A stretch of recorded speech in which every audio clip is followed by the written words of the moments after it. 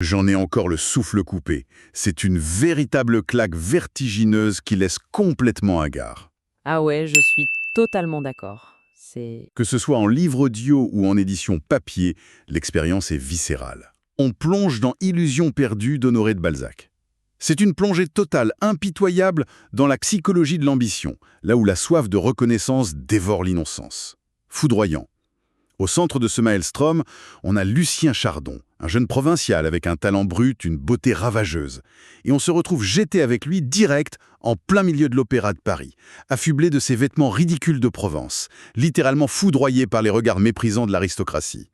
C'est l'histoire tragique d'un génie poétique prêt à assassiner sa propre âme pour briller un instant. C'est complètement fou quand on y pense, n'est-ce pas?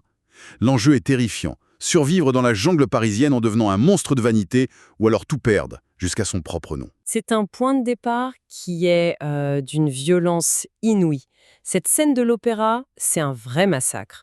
Mais pour vraiment comprendre la chute de Lucien, il faut regarder d'où il vient. La province. Exactement. La chaleur un peu étouffante, mais hyper honnête d'Angoulême. Il vient de là-bas. Il a laissé derrière lui une petite imprimerie familiale. Un endroit très concret, tu vois, qui sont l'encre fraîche, le plomb, le papier. Un univers de labeur, ouais, très ancré dans le réel. Voilà. Et surtout, il y a laissé David Séchard, son beau-frère. David, c'est un roc. C'est un gars d'une loyauté absolue. Un inventeur silencieux qui bosse dur. Mais Lucien, lui, il n'est pas du tout là-dedans. Il a la tête dans les nuages, il rêve de grandeur et il débarque à Paris accroché au bras de sa protectrice, Louise de Bargeton, une noble de province. Il est persuadé que son talent pur et soutien de cette femme vont faire de lui le roi du monde, quoi. Sauf que Paris, c'est pas juste une grande ville. C'est un écosystème féroce, un aquarium plein de requins. À l'opéra, Lucien n'a absolument pas les codes invisibles de la haute société. Son élégance de Provence, ici, c'est vu comme une insulte au bon goût. Il est scanné de la tête aux pieds, jugé et exécuté publiquement. Et le pire, c'est le regard de ceux qui l'accompagnent. C'est ça la vraie tragédie, hein. Louise de Bargeton, celle qui l'aimait à Angoulême, elle prend soudain conscience du ridicule de la situation. Dans ce monde-là, la réputation, c'est vital. Elle peut pas se permettre d'être revue avec un provincial mal fagoté. Donc qu'est-ce qu'elle fait? Elle l'abandonne, sans le moindre scrupule. C'est la bascule. Du jour au lendemain, il est jeté à la rue. Il se retrouve totalement seul, et on ne parle pas d'une petite déprime passagère, là. C'est une plongée vertigineuse dans la misère noire. La faim qui tanaille le ventre, le froid cinglant des petites mansardes, l'isolement absolu. Et c'est là qu'il fait face à son premier vrai choix moral.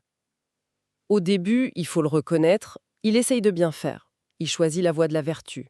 Il rencontre ce groupe de jeunes intellectuels brillants, le Cénacle. Avec ce fameux d'Arthez. Oui, d'Arthez, une figure hyper charismatique, ce sont des purs intellectuels, de vrais esprits. Ils travaillent dans l'ombre, ils assument leur pauvreté avec fierté, animés uniquement par l'art, la beauté, la vérité scientifique. Et ils accueillent Lucien à bras ouverts. Ils lui offrent un soutien fraternel magnifique. Mais il y a un hic. Bah oui, cette fraternité, elle a un prix que Lucien n'est pas prêt à payer. D'Arthez lui propose carrément un chemin de croix. Il lui dit que le génie, ça demande des années de sacrifice, de travail obscur dans l'anonymat. C'est super noble comme vision, mais quand t'as le ventre vide et que tu regardes par la fenêtre de ta mansarde glaciale, Tu vois les carrosses passer en bas. ouais, l'opulence, les diamants, les soirées mondaines de Paris, l'attente pour lui, c'est une torture physique. Lucien, il veut la lumière et il la veut tout de suite. La patience, c'est juste plus une option. Et c'est là qu'on rentre dans une mécanique qui résonne de façon incroyable avec notre époque, je trouve. La tentation qui l'attire, elle n'est pas mystique, elle est très concrète. C'est la presse moderne, le journalisme culturel de l'époque qui vient tout juste de naître. Il faut oublier l'image du noble journaliste d'investigation, là. Ce qu'il découvre, c'est une industrie pure et dure, une machine à broyer de la réputation. C'est l'invention du buzz, carrément. C'est une usine de mensonges. La plume, elle devient une arme de mercenaires. On achète les critiques littéraires à prix d'or. Un journaliste peut encenser un bouquin le lundi et détruire le même bouquin le mardi juste parce qu'un éditeur concurrent a glissé un plus gros billet sous la table. C'est terrifiant. On dirait presque les fermes de clics d'aujourd'hui, ou les influenceurs qui vendent n'importe quoi contre un gros chèque sans aucune éthique. C'est exactement le même principe. Et au théâtre, c'est encore plus flagrant avec le système de la claque. C'est institutionnalisé, tu vois. Les directeurs payent des armées de figurants professionnels qui sont planqués dans le public Juste pour faire du bruit? pour couler la pièce d'un rival. Donc l'opinion publique, le succès, tout ça, c'est qu'une illusion totale. Tout est manipulé en coulisses par l'argent. L'art perd absolument toute valeur. C'est le triomphe absolu du cynisme. Et Lucien, il observe tout ça. Il comprend très vite que ceux qui raflent la mise, c'est pas les plus talentueux, ce sont les plus impitoyables. Et au lieu de s'enfuir en courant devant ce cloaque, il plonge la tête la première, il veut sa part du gâteau, et la première étape de cette descente aux enfers, c'est carrément le reniement de son identité. Ouais, il efface son père. Exactement, il abandonne ce nom roturier de Chardon pour prendre le nom noble de sa mère, et il devient Lucien de Rubempré. C'est un acte hyper symbolique. Une mutilation volontaire de ses racines. En coupant les ponts avec d'où il vient, il se libère de toute boussole morale. Sous ce nouveau nom, il se forge une arme redoutable, un style d'écriture brillant, mais trempé dans le poison. Il détruit les œuvres des autres avec un talent dingue. Et le plus glaçant, c'est qu'il démolit parfois des livres qu'il admire en secret, juste pour faire le buzz, pour montrer qu'il a le pouvoir de détruire. Et le pire, c'est que ça marche. C'est la terrible leçon de ce monde-là. La cruauté, ça paye. Plus il est féroce, plus il fait peur, et plus il fait peur, plus on le paie cher. Et en pleine ascension, il rencontre Coralie. Ah, Coralie. L'incarnation de la réussite parisienne. Une actrice sublime au sommet de la gloire. Entre eux, c'est une passion fulgurante, incandescente, mais qui carbure au luxe pur. Elle est son passeport pour la grande vie.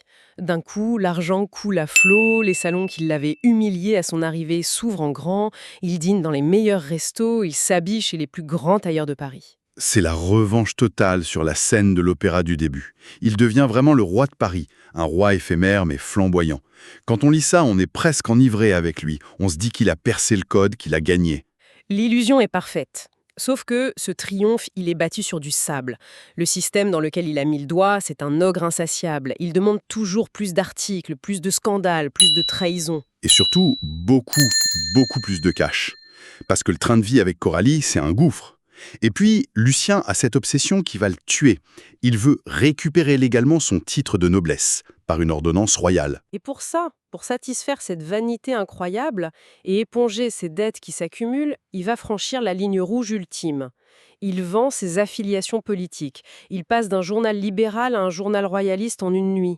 C'est de l'opportunisme à l'état pur. Ses anciens amis du Cénacle, d'Arthez et les autres, le regardent avec un dégoût absolu. Il a trahi tout ce qui était sacré pour eux. Et ces nouveaux alliés mondains, ils sont pas dupes une seconde, ils voient bien qu'il se vend au plus offrant.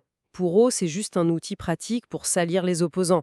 Mais dès qu'il sera moins utile, ils n'hésiteront pas à le broyer. Il est tout semé, mais il est entouré de vide, en fait. Et l'effondrement, quand il arrive, il est d'une rapidité terrifiante. C'est une vraie chute libre. Coralie tombe gravement malade. C'est le début de la fin. Lucien assiste à l'agonie de la femme qu'il aime, totalement impuissant. Et la maladie coïncide pile avec le moment où leur château de cartes financier s'écroule. Plus un sou. Les créanciers débarquent, c'est l'asphyxie. Les amis puissants ont tous disparu. Et dans cette panique absolue, pour payer les médecins, il commet l'irréparable. Le vrai suicide moral de l'histoire. Il forge une signature sur des billets à ordre. Et il faut comprendre, à l'époque, un billet à ordre, c'est une arme juridique mortelle. Si la dette n'est pas payée à temps, c'est la saisie des biens ou la prison directe pour dette. Et le pire, l'horreur absolue de son geste, c'est qu'il n'imite pas la signature d'un riche bourgeois parisien qu'il déteste, il imite la signature de David Séchard. Son beau-frère. Son meilleur ami de province, le gars le plus pur et innocent du monde. Pour sauver sa propre peau d'un désastre qu'il a lui-même créé, il condamne un innocent. C'est un effet miroir qui fait vraiment froid dans le dos. Pendant que Lucien brûlait son âme à Paris dans des illusions creuses, David, lui, il incarnait le vrai progrès. Il travaillait en silence dans son atelier. L'anti-Lucien total. Exactement. Et David venait de faire une découverte révolutionnaire, un nouveau procédé de fabrication du papier. Une invention née d'un travail acharné, honnête, qui aurait dû mettre sa famille à l'abri du besoin pour toujours. Mais au lieu de ça, les mensonges parisiens de Lucien s'abattent sur Angoulême comme une bombe. Les faux billets arrivent. David ne comprend rien. Il est soudainement traqué par la justice. Ses concurrents sentent l'odeur du sang. Ils utilisent ses fausses dettes pour le harceler, le ruiner, pour voler son invention. Et cet homme, fondamentalement bon, finit jeté dans une prison infâme. Le contraste est à vomir, vraiment. L'ambition toxique de Lucien à Paris a détruit l'innovation pure et l'honnêteté restée en province. Face à ce champ de ruines, Lucien n'a plus qu'à fuir. Paris l'a recraché. Il rentre chez lui à pied, vaincu, brisé en 1000 morceaux. Coralie est morte, ses rêves aussi, et son fameux nom de 2 Rubempré n'est plus qu'un synonyme de honte. Et quand il arrive dans sa région, la réalité lui explose au visage. Il apprend que son ami d'enfance est en prison par sa faute. Le poids de la culpabilité devient écrasant, c'est devenu physique. Il réalise enfin la monstruosité de son ego.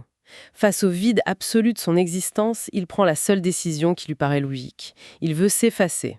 Il marche vers la rivière pour se noyer. Il veut noyer ce corps, cette vanité qui a causé tant de malheur. L'eau sombre est là, juste sous ses pieds. Il est à 1 seconde de faire le grand saut, d'en finir. Sauf que, sur cette route complètement isolée, une silhouette surgit de nulle part. Un prêtre espagnol. Carlos Herrera. Vêtu de noir, un regard magnétique, il s'approche du jeune homme détruit et lui propose l'impensable. Un pacte d'une noirceur absolue. Il lui propose le monde sur un plateau, c'est ça. La fortune, le pouvoir et surtout une vengeance implacable contre ce Paris qu'il a humilié. En échange, bien sûr, d'une obéissance aveugle. Lucien doit renoncer à sa propre volonté pour devenir la chose, l'instrument de cet inconnu. Le pacte de Faust par excellence. Lucien, au bord de l'eau, va-t-il signer ce pacte avec le diable ou sauter? Pour ressentir cette tension, il n'y a qu'une seule façon de le savoir, c'est de lire le chef-d'œuvre de Balzac. Et ça laisse quand même une réflexion sacrée pour la fin. Quand on regarde notre monde d'aujourd'hui, cette obsession absolue de la monétisation de soi, la chasse aux likes, l'influence comme seule valeur, est-ce qu'on n'est pas tous poussés à devenir des marchands de nous-mêmes, prêts à fabriquer n'importe quelle illusion pour exister dans l'algorithme? On peut vraiment se demander si la tragédie de la vanité n'est pas encore plus féroce aujourd'hui qu'à l'époque des carrosses. Tiens, justement, ça me fait penser, j'ai une bonne nouvelle pour vous qui nous écoutez. Ce livre est disponible sur Audible et vous pouvez le récupérer gratuitement en cliquant sur le premier lien dans la description.